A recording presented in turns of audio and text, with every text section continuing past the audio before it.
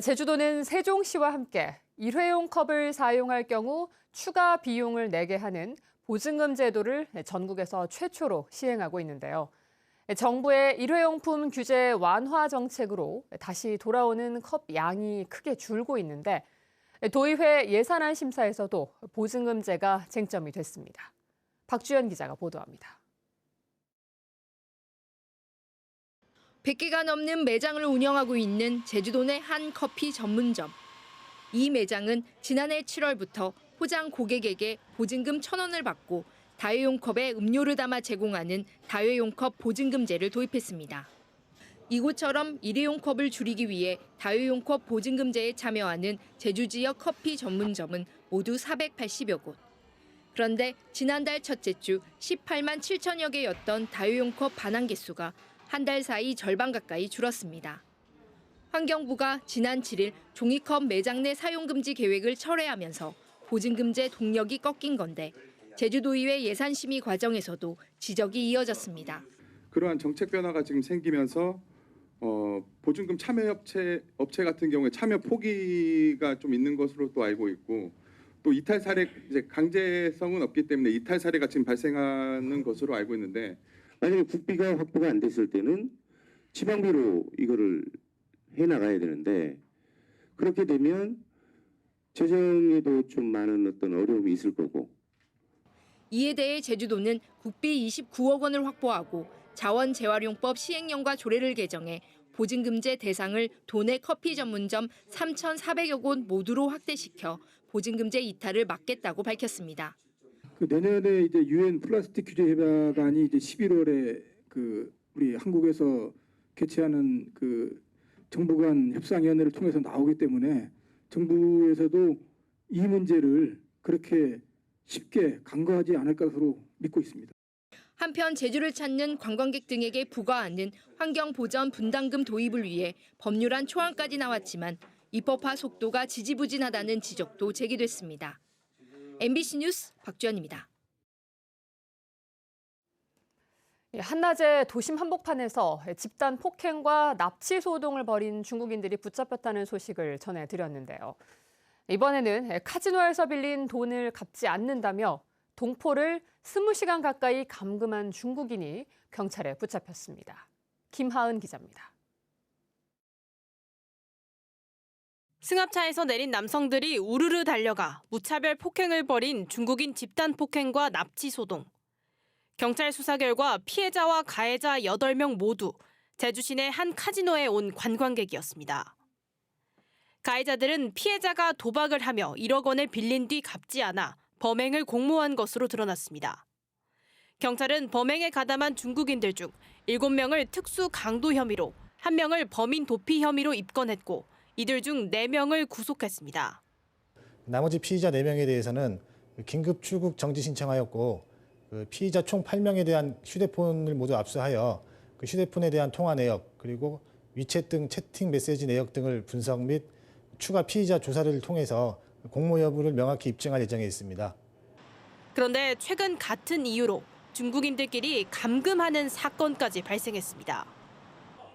카지노에서 도박을 하며 빌린 돈 3,600만 원을 갚지 않았다며 20시간 넘게 호텔방에 가둔 겁니다. 피해자는 아내에게 갇혀 있다는 메시지를 보냈고 아내의 신고로 출동한 경찰에 의해 가까스로 풀려났습니다. 피해자의 부인분이 중국에서 연락을 받고 오셨더라고요. 로비에서 확인을 해보니까 남편이 여권을 빼앗긴 채로 감금이 되어 있는 상태인데 같이 올라가서 확인을 좀 해보고 싶다 이렇게. 감금 혐의로 경찰에 입건된 30대 중국인 남성은 친구 사이라며 혐의를 부인했지만 피해자는 돈을 빌렸을 뿐 친구는 아니라고 진술했습니다. 제주에서 중국인이 관련된 강력 범죄가 잇따르는 상황. 경찰은 앞으로 발생하는 외국인 범죄에 대해 구속 수사를 원칙으로 강력히 대응하겠다고 밝혔습니다. MBC 뉴스 김하은입니다.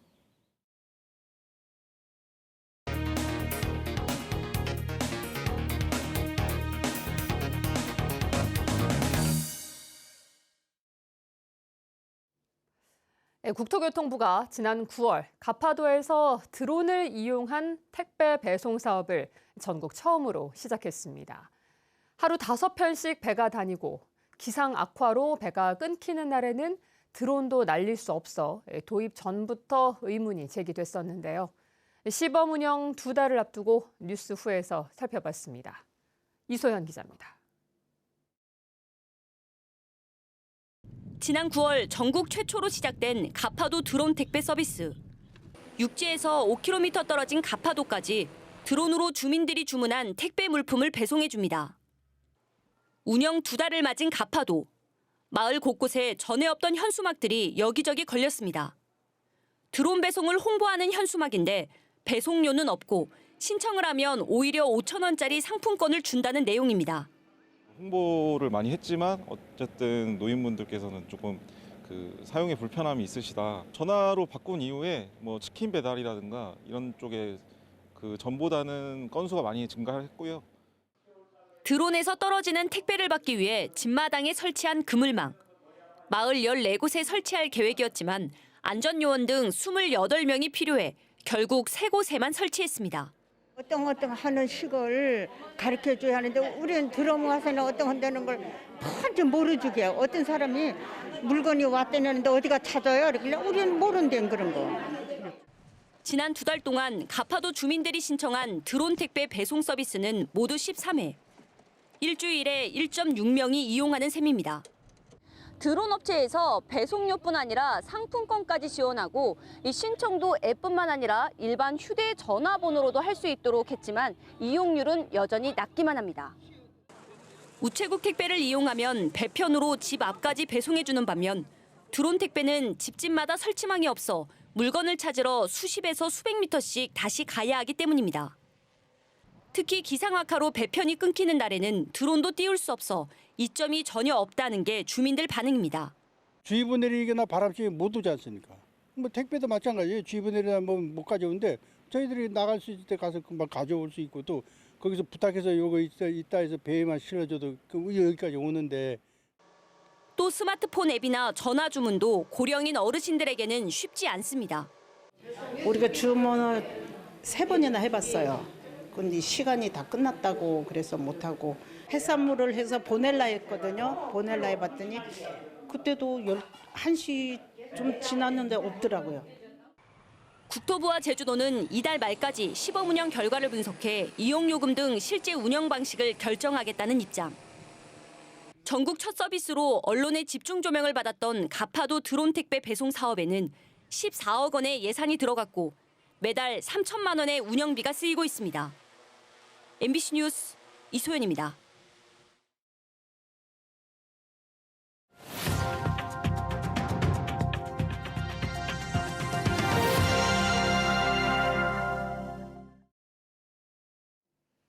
재생에너지 비중이 세계에서 가장 앞선 덴마크도 과거에는 화력 발전에 의존했고 전력 산업도 독점 상태였습니다. 그러나 20년 전 독점을 폐지하고 발전과 판매 부문을 개방했는데요. 덴마크가 어떻게 문제를 풀어왔는지 송원일 기자가 취재했습니다. 덴마크는 1970년대만 해도 화력 발전에 의존하는 나라였습니다. 석탄과 석유는 전량 수입했습니다. 1973년 국제 석유 파동으로 연료 가격이 급등하자 경제가 휘청거렸고 이후 재생에너지로 전환을 추진합니다. 그러나 과정은 쉽지 않았습니다. 1990년대까지 덴마크는 동부와 서부로 나뉘어 2개의 전력 기업이 독점하는 구조였습니다.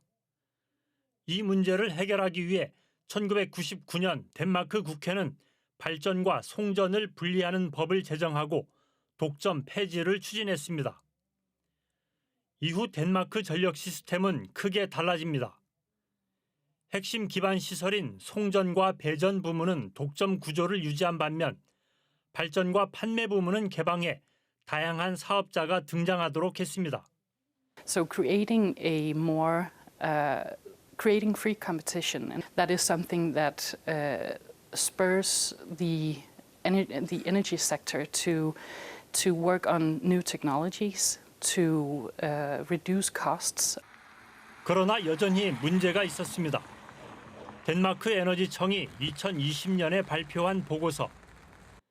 1990년대 후반 덴마크는 전력 수요 증가율이 낮았지만 이를 초과하는 화력발전 설비가 있었습니다. 원인은 화력발전기의 우호적인 제도 때문이었습니다. 당시 화력발전소를 짓고 운영하는 데 드는 비용을 모두 회수할 수 있도록 정부가 보장했기 때문에 발전 설비를 줄일 이유가 없었던 것입니다. 이 문제를 해결하기 위해 덴마크 정부는 공정한 심판을 등장시킵니다. 2005년 전력 개통과 전력 시장을 운영하는 비영리 기구인 에너기넷을 설립했습니다.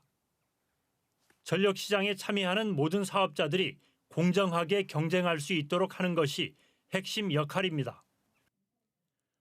독립성을 보장하기 위한 제도도 마련했습니다. 에너기넷 법에는 최고 의사결정기구인 이사회를 11명으로 구성하고 발전과 판매 관련 업체의 상업적 이해관계로부터 독립적이어야 한다는 자격 요건을 규정했습니다. 전력시장의 공정성이 강화되자 화력발전 의존도는 빠르게 줄었고 소비자에게 전기를 판매하는 부문에도 변화가 생겼습니다. 2015년 에너기넷은 데이터 허브를 구축해 전기 판매와 관련된 모든 정보를 개방했습니다. 누구나 자유롭게 정보를 이용할 수 있게 되자 전력 시장에 창업 열풍이 불었습니다. Of course, it's very important to have access to real data.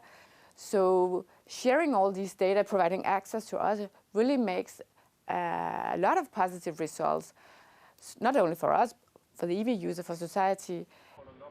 전력 공급과 수요를 조절하는 새로운 기술과 서비스가 나타나면서 전력 시장의 효율성도 높아졌습니다. 지난해 덴마크 전체 전력 소비는 1년 전보다 15% 감소했고 그만큼 국민들의 부담도 줄었습니다. With this competition, we would then hope that then the cost for supplying electricity would be reduced because then there is competition, but also that new services would be provided, for example, on EV charging or on heat pumps. 덴마크는 오랫동안 유지해왔던 화력발전 중심의 전력산업 독점 구조를 폐지했습니다. 전력을 공급하는 단계와 소비하는 단계에서 다양한 사업자들이 참여할 수 있는 제도를 도입한 건데요. 여기에다 전력시장을 공정하게 관리하는 독립적인 심판을 둠으로써 재생에너지가 확산하는 데 중요한 전환점을 마련했습니다. 제도를 바꾸는 것이 왜 중요한지를 덴마크는 보여주고 있습니다. 코펜하겐에서 MBC 뉴스 송원일입니다.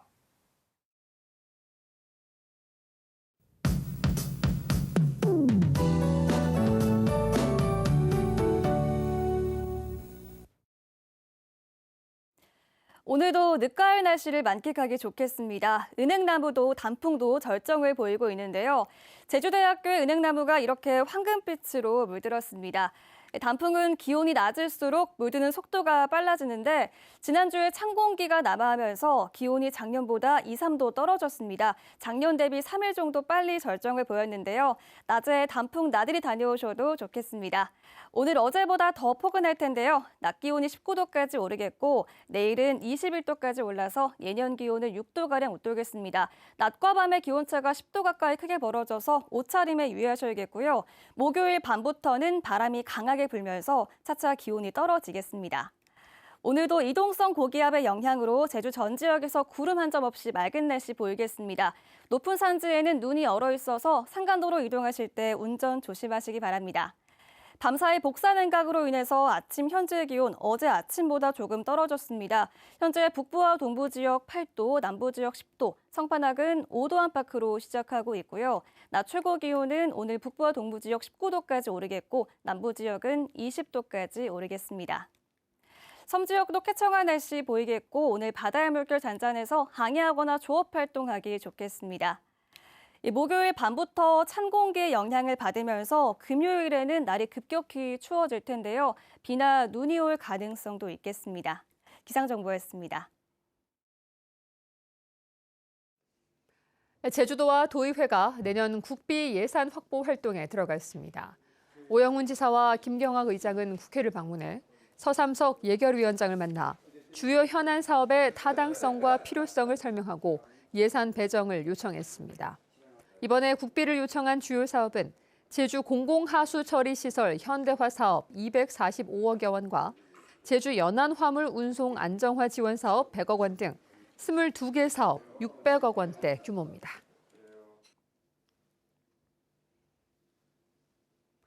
수능 시험 이후 고3 학생들의 진로 지도를 위한 행사가 잇따라 열립니다. 제주도 교육청은 오는 25일 오전 본관 4층 대회의실에서 2024학년도 정시 모집 설명회를 열어 대학별 모집과 지원 등에 관한 정보를 제공할 예정입니다. 참석을 희망하는 학생과 학부모는 내일까지 제주 진로진학지원센터 홈페이지를 통해 접수하면 됩니다. 또 교육청은 중문고를 시작으로 다음 달 6일까지 도내 고교 9곳에서 고3 학생들의 진로 탐색을 위한 토크 콘서트도 개최합니다. 제주도 내 한 청소년 시설이 보조금 수억 원을 부정하게 사용했다는 의혹이 제기돼 경찰이 수사에 나섰습니다. 제주경찰청은 제주시에서 한 청소년 보호시설을 운영하며 최근 5년 동안 3억 원가량의 보조금을 몰래 가로챈 혐의로 시설 관계자 5명을 입건해 조사하고 있습니다. 이들은 제주도로부터 보조금을 받아 시설을 운영하며 가족을 유령 직원으로 등록해 인건비를 가로챈 것으로 알려졌습니다. 반려동물과 함께하는 여행 수요가 증가하면서 이에 맞춘 관광 인프라도 늘어나고 있습니다. 제주관광공사에 따르면 제주에서 반려동물과 함께 이용할 수 있는 식당과 카페, 숙박시설 등은 모두 307곳으로 1년 전보다 73%인 130곳이 늘었습니다. 특히 숙박시설은 13곳에서 31곳으로 2배 이상 급증했습니다. 한편 국토교통부가 발표한 올해 3분기까지 국내 항공사의 반려동물 수송량은 8만 7천여 마리로 하루 평균 300마리가 넘습니다. 하원 테크노 캠퍼스로 불리는 옛 탐나대학교 부지에 기존 대학 건물을 허물고 저궤도 위성 생산 공장이 들어섭니다. 제주도 도시계획위원회는 최근 심의를 열고 해당 부지 내 1,500여 제곱미터에 지하 1층, 지상 2층 규모로 들어서는 공장 신축 개발 행위 허가를 조건부로 수용했습니다. 사업 시행자는 한화시스템 주식회사로 남은 허가 절차를 거쳐 오는 2025년 완공될 전망인데 공장이 생기면 제주에서도 저궤도 소형 위성이 조립됩니다. 유네스코 세계 자연유산이자 천연기념물로 지정된 거문오름 인근의 토지를 대규모로 훼손한 일당에게 실형이 선고됐습니다. 제주지방법원은 문화재보호법 위반 등의 혐의로 기소된 개발업자 57살 장모 씨에게 징역 3년 6개월을, 토지주 52살 안모 씨에게는 징역 2년을 선고했습니다. 또 증거 위조 혐의로 기소된 51살 강모 씨에게는 징역 1년을 선고했습니다. 이들은 지난 2011년 11월부터 석 달 동안 제주시 조천읍 일대 7만 6천여 제곱미터의 토지를 불법 훼손한 혐의로 재판에 넘겨졌습니다. 국립발레단과 함께하는 발레 꿈나무 갈라 공연이 막을 내린 가운데 공연 수익금 기부식이 열렸습니다. 국립발레단과 제주문화예술진흥원은 지난 3월부터 8개월 동안 발레의 꿈을 키우는 도내 소외계층 청소년들에게 주 2회 발레를 지도하고 갈라 공연을 진행해 얻은 수익금 440여만 원을 기부했습니다. 기부금은 전액 초록우산 어린이재단 제주지역본부에 전달돼 어린이들을 위해 사용될 예정입니다.